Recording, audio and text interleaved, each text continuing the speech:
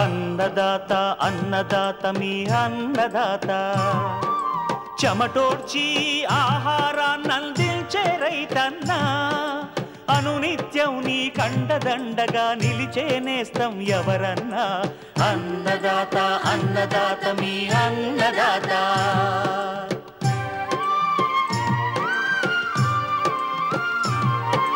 నూతన రీతుల సాగుబడికి నూరింతలు పెరిగే దిగుబడికి సూచనలిచ్చే సస్య రక్షణకు పశు పోషణకి శాస్త్ర విజ్ఞానం అందించి ముందుకు నడిపే తెలుగు రైతు భారతదేశానికి మకుటం అయ్యేలా తీర్చిదిద్దే ఆశయంతో మిమ్ము మేలు కొలిపేది అన్నదాత అన్నదాత అన్నదాత మీ అన్నదాత అన్నదాత అన్నదాత మీ అన్నదాత. అన్నదాత ప్రేక్షకులకు నమస్కారం. ఈనాటి ముఖ్యాంశాలు: వయ్యారి భామ కలుపు నిర్మూలనకు సమగ్ర చర్యలు, ఖరీఫ్ వరిని ఆశిస్తున్న చీడపీడలు నివారణ, సమీకృత వ్యవసాయ విధానాలే రైతుకు మేలు, ఇంకా జై కిసాన్ వ్యవసాయ సమాచారం.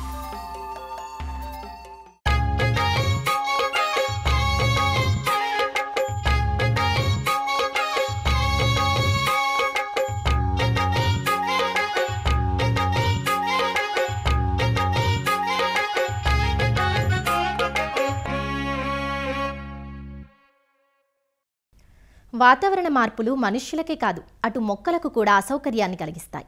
ప్రస్తుతం ఉన్న అధిక వేడి, వెంటనే భారీ వర్షం, దీనికి తోడు ఉక్కపోత వంటి భిన్న వాతావరణ పరిస్థితులు వరిపై ఎక్కువ ప్రభావం చూపుతున్నాయి. మబ్బులతో కూడిన వాతావరణం చీడపీడల ఉధృతికి కారణమవుతుంది. ప్రధానంగా కాండం తొలుచు పురుగు, ఆకుముడత, ఉల్లికోడుతో పాటు కాండం కుళ్ళు, పొడతెగులు, బ్యాక్టీరియా ఎండాకు తెగుళ్లు నష్టం కలిగిస్తున్నాయి. ప్రధానంగా పంట పెరుగుదల దశలో ఈ చీడపీడలు ఆశిస్తే దుబ్బు సరిగా చేయక దిగుబడుల్లో నష్టం వాటిల్లుతుంది. వరిలో ప్రస్తుతం కనిపిస్తున్న చీడపీడలు నివారణకు తక్షణమే తీసుకోవాల్సిన జాగ్రత్తల గురించి సూచిస్తున్నారు నిజామాబాద్ జిల్లా రుద్రూరు కృషి విజ్ఞాన కేంద్రం శాస్త్రవేత్త విజయ్ కుమార్.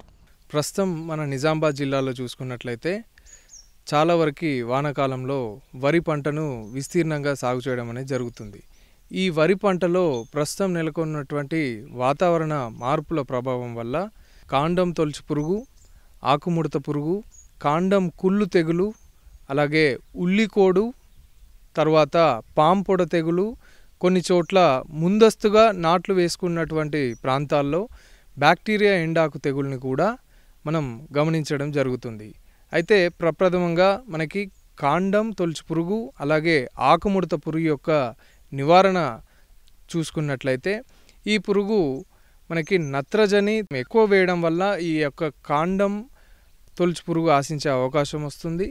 అలాగే ఈ ఆకుముడత పురుగు వాతావరణంలో మబ్బులతో కూడినటువంటి వాతావరణం నెలకొన్నప్పుడు ఈ యొక్క పురుగు ఆశించే అవకాశం ఎక్కువగా ఉంటుంది. కాబట్టి రైతులు నివారించుకోవడానికి ఈ రెండిటికి సంబంధించి ఒకే రకమైనటువంటి మందు అనగా క్లోరాంత్రనిలిప్రోల్ అనేటువంటి మందు 0.3 మిల్లీలు లీటర్ నీటికి చొప్పున కలిపి పిచికారీ చేసుకున్నట్లయితే ఒకేసారి కాండం తొలుచు పురుగు అలాగే ఆకుముడత పురుగును నివారించుకోవడానికి అవకాశం ఉంటుంది.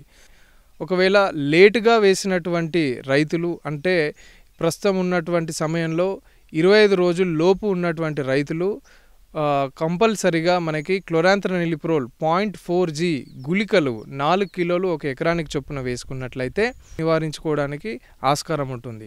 25 రోజుల పైబడినటువంటి పంట పొలాలు చూసుకున్నట్లయితే ఉల్లికోడును నివారించుకోవడానికి మనకి ఫిప్రోనిల్ అనేటువంటి మందు 5% SCని 2.5 మిల్లీలు ఒక లీటర్ నీటికి చొప్పున కలిపి పిచికారీ చేసుకున్నట్లయితే ఈ యొక్క ఉల్లికోడును నివారించుకోవడానికి ఆస్కారం ఉంటుంది. ఈ యొక్క ఉల్లికోడును మనం గుర్తించడానికి పొలంలో అక్కడక్కడ గొట్టాల్లాగా ఆకులు సుడులు తిరిగి ఉంటుంది. కాబట్టి ఈ వచ్చినటువంటి గొట్టాలు పూర్తిగా నివారించలేకపోయినా దానివల్ల వచ్చేటువంటి స్ప్రెడ్ అంటే తర్వాత దుబ్బులకి మనకి పాకకుండా ఆగడం అనేది జరుగుతుంది. అలాగే కార్బోసల్ఫాన్ అనేటువంటి మందును కూడా 500 మిల్లీలు ఒక ఎకరానికి చొప్పున కలిపి పిచికారీ చేసుకున్నట్లయితే కూడా ఈ యొక్క ఉల్లికోడును నివారించుకోవడానికి ఆస్కారం ఉంటుంది. అలాగే మనకి కాండం కుళ్ళు అలాగే పాంపొడ తెగులు ఈ రెండిటి కూడా మనకి ఇప్పుడున్నటువంటి మబ్బులతో కూడినటువంటి వాతావరణం అలాగే అడపదడప మనకి వర్షాలు రోజు తప్పి రోజు మనకి కురుస్తున్నటువంటి పరిస్థితుల్లో ఈ యొక్క తెగుళ్ళు కూడా ఎక్కువగా ఆశించి రైతులకి నష్టం కలుగజేస్తుంది.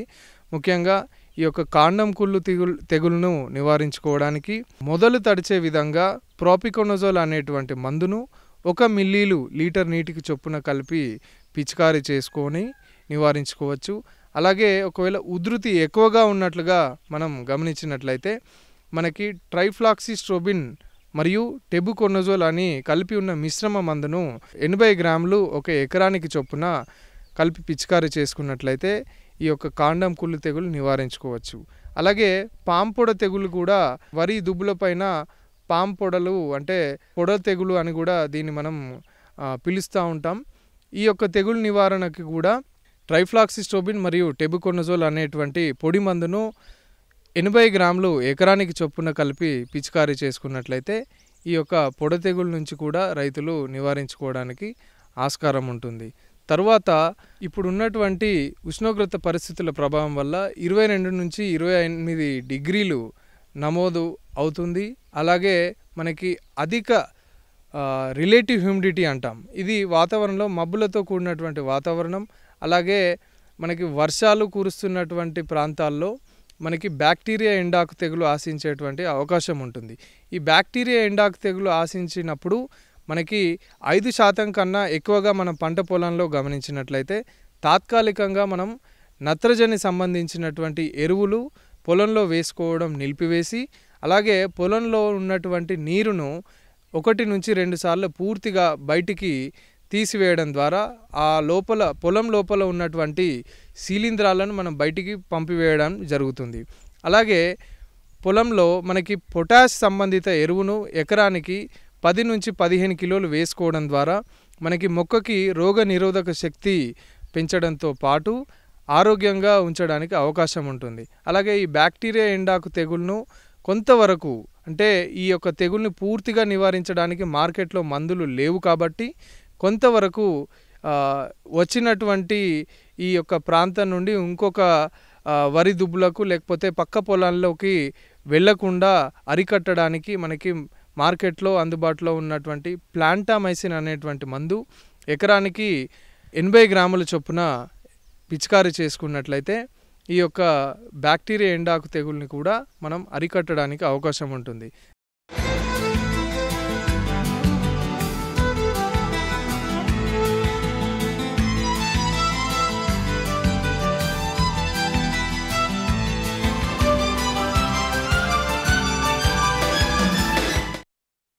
వ్యవసాయంపై ప్రకృతి ఆటుపోట్ల ప్రభావం ఎప్పుడూ ఉంటుంది. అయితే రాను రాను పెరుగుతున్న విపత్తులు, గతి తప్పిన కాలాలు, మారుతున్న వాతావరణ పరిస్థితులు, సాగులో ఎదురవుతున్న ప్రతికూలతలు అన్నదాతను నష్టాల పాలు చేస్తున్నాయి. దీంతో వ్యవసాయం సంక్షోభంలో కూరుకుపోతోంది. ఒకప్పుడు పాడి పంటలను రైతులు 2 కళ్ళుగా భావించేవారు. రాను రాను పాడిని వదిలి పంటల సాగుతోనే సరిపెట్టుకుంటున్నారు.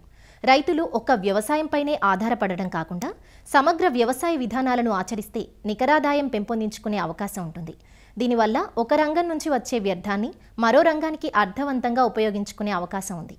పంటల సాగుతో పాటు పాడి, కోడి, జీవాలు, చేపల పెంపకం, పండ్ల తోటలు, పశుగ్రాసాల సాగు వంటి వాటిని అనుసంధానించడం వల్ల రైతుకు ఖర్చులు తగ్గి ఉన్న వనరులను సంపూర్ణంగా ఉపయోగించుకునే అవకాశం కలుగుతుంది. సమీకృత వ్యవసాయ విధానం రైతుకు అన్ని విధాలా మేలు చేస్తుందంటూ వివరాలు తెలియజేస్తున్నారు ఆచార్య ఎన్జీ రంగా వ్యవసాయ విశ్వవిద్యాలయం, పశ్చిమ గోదావరి జిల్లా మార్టేరు ప్రాంతీయ వ్యవసాయ పరిశోధనా స్థానం సస్య విజ్ఞాన విభాగం ప్రధాన శాస్త్రవేత్త డాక్టర్ ఎం శ్రీనివాస్. ఈ మధ్యకాలంలో రైతు సోదరులందరూ వింటున్నది, ఎక్కువ ఆసక్తి చూపుతుంది సమీకృత వ్యవసాయ విధానం. ఈ సమీకృత వ్యవసాయ విధానం అంటే పురాతన కాలం నుంచి మన తాతల ముత్తాతల నుంచి ఆచరించిన విధానాన్ని ఒక సరళమైన పద్ధతిలో మనం చేసుకునే విధానాన్ని సమీకృత వ్యవసాయ విధానంగా చెప్పుకోవచ్చు.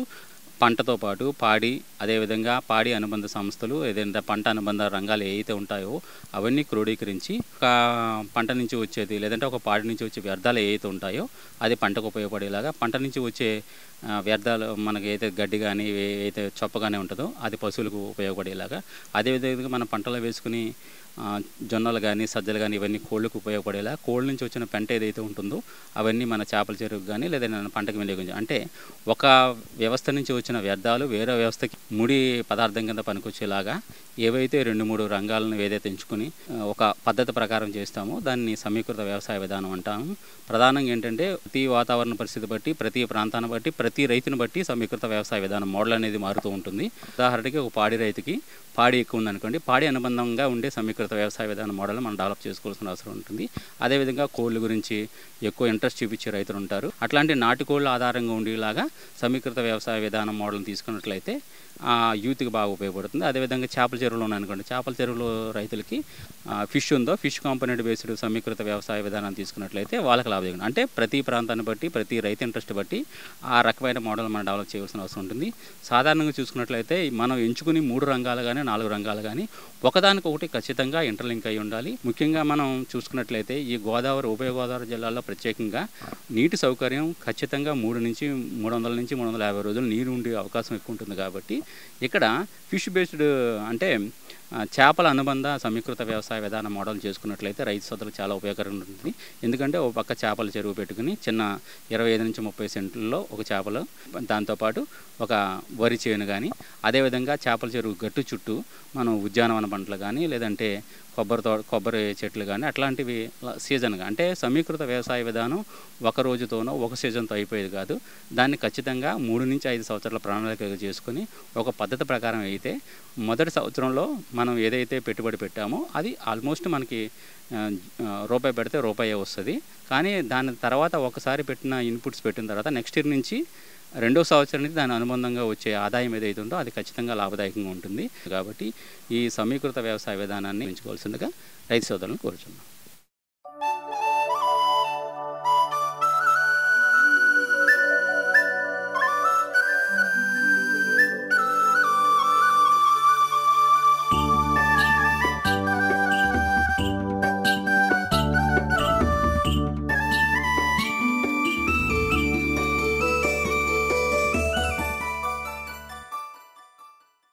ఆ మొక్క చూడడానికి ఎంతో అందంగా కనిపిస్తుంది. చిన్న చిన్న నక్షత్రాలు పొదిగినట్టుగా ఉన్న తెల్లటి పూలు, చామంతి ఆకులను పోలిన ఆకులతో చూసేందుకు అలంకరణ మొక్కలా కనిపిస్తుంది.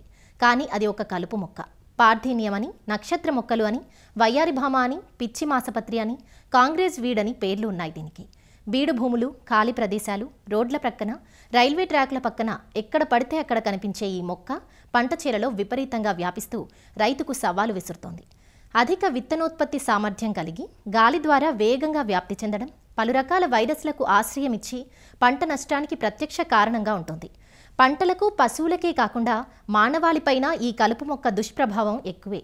పలు రకాల చర్మ సంబంధ వ్యాధులు, అలర్జీలకు కారణభూతంగా నిలుస్తోంది. ఇంతటి మహమ్మారి కలుపు మొక్క పార్థీనియం నివారణకు సామూహిక సమగ్ర చర్యలు చేపట్టాలంటూ తెలియజేస్తున్నారు రాజేంద్రనగర్లోని ప్రొఫెసర్ జయశంకర్ తెలంగాణ రాష్ట్ర వ్యవసాయ విశ్వవిద్యాలయం కలుపు యాజమాన్య విభాగం ప్రధాన శాస్త్రవేత్త డాక్టర్ బి పద్మజ. వయ్యారిభామ అనే కలుపు మొక్క అత్యంత ప్రమాదకరమైంది. ఈ కలుపు మొక్కని ఇంగ్లీష్లో పార్థీనియం అని పిలుస్తూ ఉంటారు. మరి ఈ కలుపు మొక్క మన భారతదేశానికి చెందింది కాదు.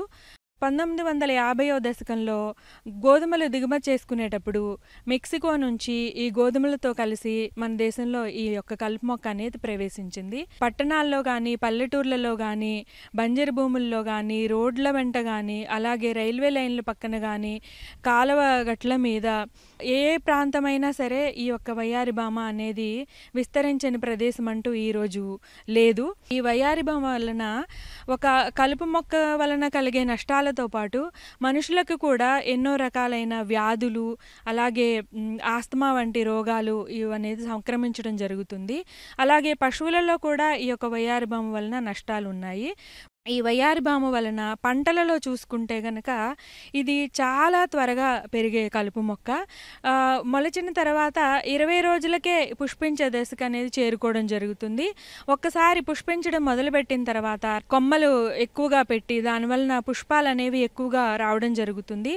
ఈ పుష్పాల ద్వారా ఈ వయ్యారి భామ ఒక్క మొక్క దాదాపుగా 15,000 నుంచి 25,000 వరకు విత్తనాలు అనేవి తయారు చేసుకుంటుంది.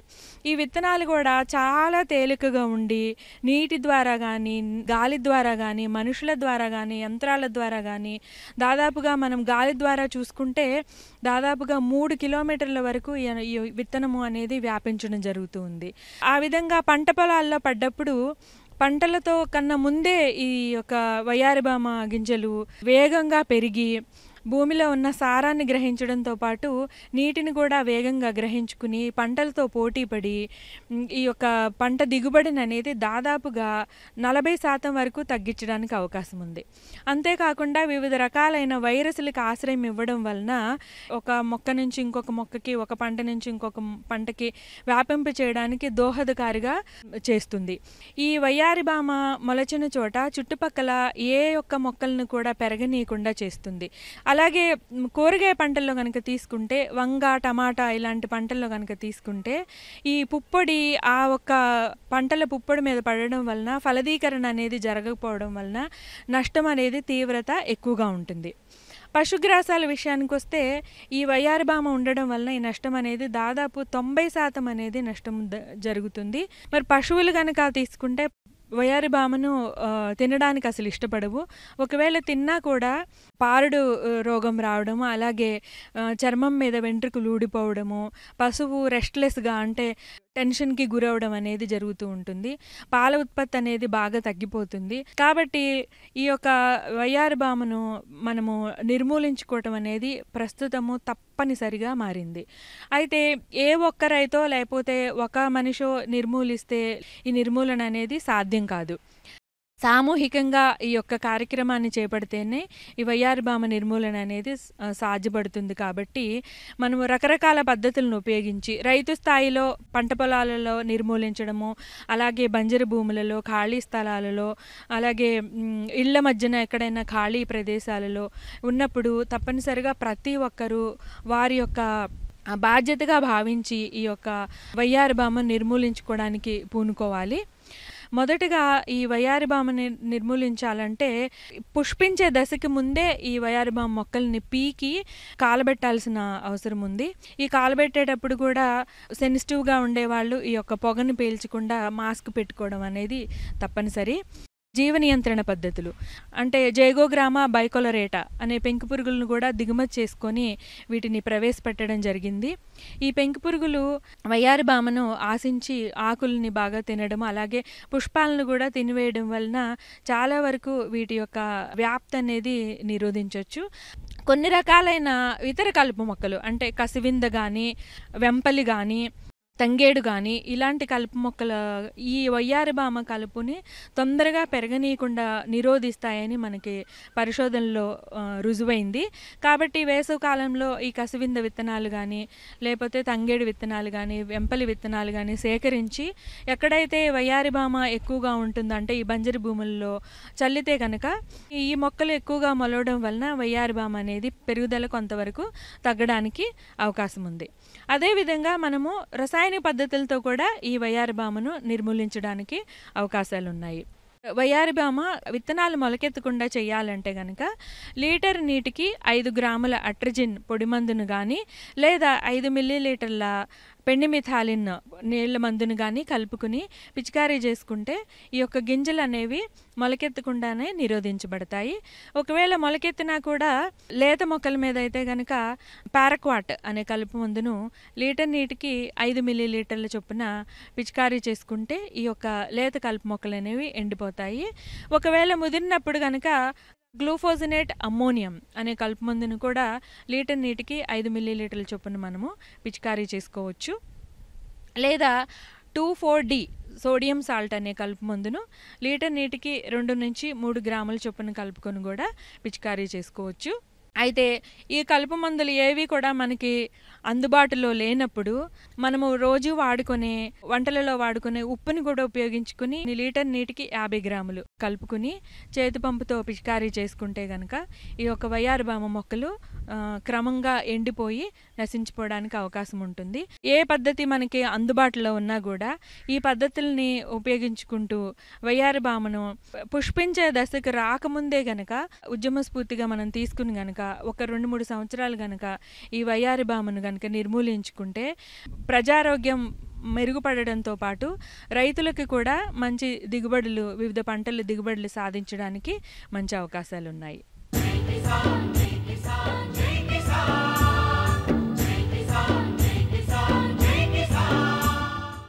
వ్యవసాయ సమాచారం ఇప్పుడు జై కిసాన్లో చూద్దాం.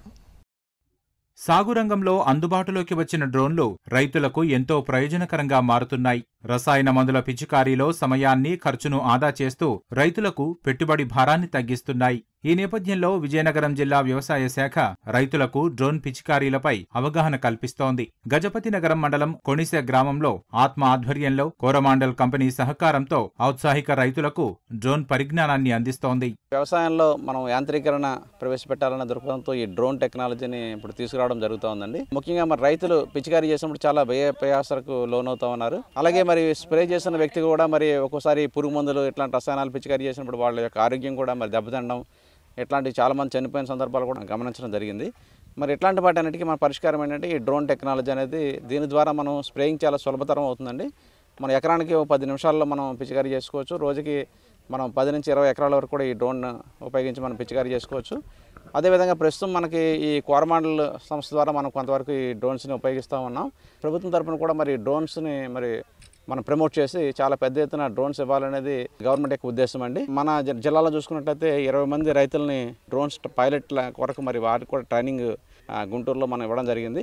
సో మరి వచ్చే కాలంలో అట్లీస్ట్ కనీసం ఒక మండలానికి ఒక డ్రోన్ అన్నా మనము ఈ ఖరీఫ్ పూర్తయిన నాటికి మనం ఇవ్వడం జరుగుతుందండి. రైతులు ఎక్కువగా ఈ డిఏపి అని దమ్ములో వేయాలి, ఆ అవకాశం లేకుండా ఉడిచిన నెల రోజులు ఆ టైంలో వేస్తున్నారు. దానివల్ల అందులో ఉన్న భాస్వరం ఇది నీటిలో కరిగే అవకాశం లేకపోవడం వల్ల అది పైన ఉండిపోతుంది. దాని ఉపయోగం లేకుండా అవుతుంది. కాబట్టి రైతులకి ప్రస్తుతం నానో డిఏపి అనేది మార్కెట్లో ఉంది. దాన్ని డ్రోన్ ద్వారా స్ప్రే చేయగలిగితే ఎక్కువ యాక్యురసీతో ఈ ఫాస్ఫరస్ మరియు అలాగే నత్రజని కూడా మొక్కకి బాగా ఆకుల ద్వారా అంది.